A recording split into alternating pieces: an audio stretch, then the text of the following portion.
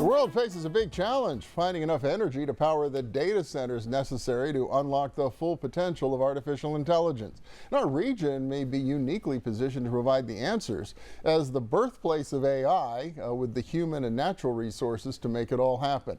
So what are the biggest obstacles to overcome? Well, we're back with Dr. Param Singh, the Carnegie Bosch Professor of Business and Technologies and Marketing at CMU's Tepper School of Business, and Bryce Custer, the first Vice President for Energy Services at NAI Scalo, which is developing projects and infrastructure around energy. Yeah, let's pick up where we left off around some of the challenges. We've painted a pretty impressive picture of the potential that's out there, but Dr. Singh, when you look at how we get from here to there, what are some of the biggest hurdles we're going to have to overcome? There are quite a few challenges. One is just where is this energy going to come from? There are many sources, nuclear, hydro, renewable, which takes a long time to build. Most of the energy in the short term is going to come from fossil fuels. So that's what we're seeing already around the country and even here in our region, yes. Right? Big natural gas projects, for example. Yes. Exactly. So that's where the sustainability goals are going to be hit in the short run. Another aspect is related to just water. The amount of water these data centers require is just enormous. A small data center would take a water of about like what a town consumes. A town of about 10,000 people would consume. Wow. However, what people consume, that water typically is recycled back, whereas the water that these data centers consume, that is evaporated.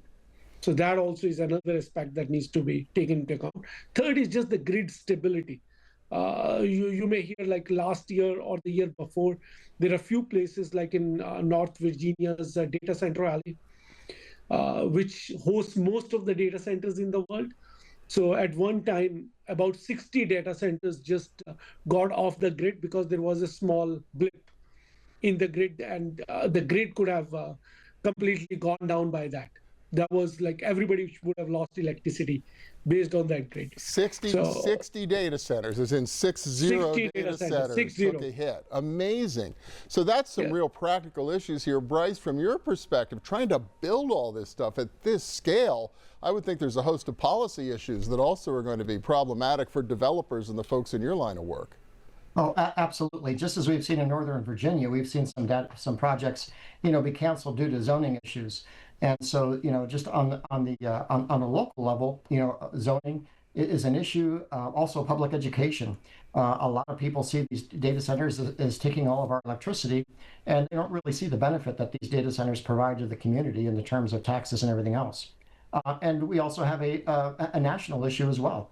With the change of policy almost every 4 years, we're going from renewables to coal to now to natural gas and back and forth. And so we need to have a reliable supply of power in order to supply these data centers. And Dr. Singh, what Bryce just mentioned gets back to something you mentioned about who pays for all of this, right? Is it the ratepayers in general? I know during your panel, it seems the playing field is very uneven depending on what state you're in as to who pays for all of this.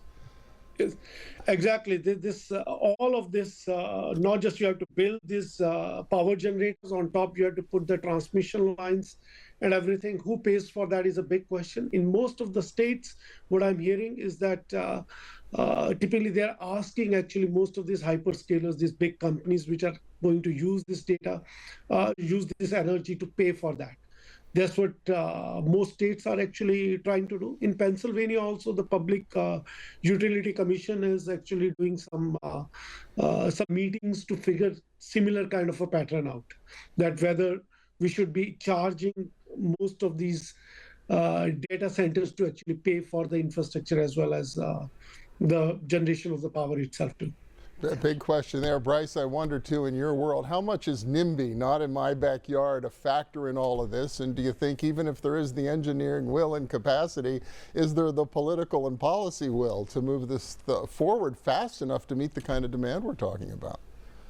I think that we can overcome that. And again, it is very, very localized and very regional. Some of the communities are reaching out to us and asking us for these projects. Other areas, whereas they want the project, they really don't want the project. And so, that's one of the challenges we're facing.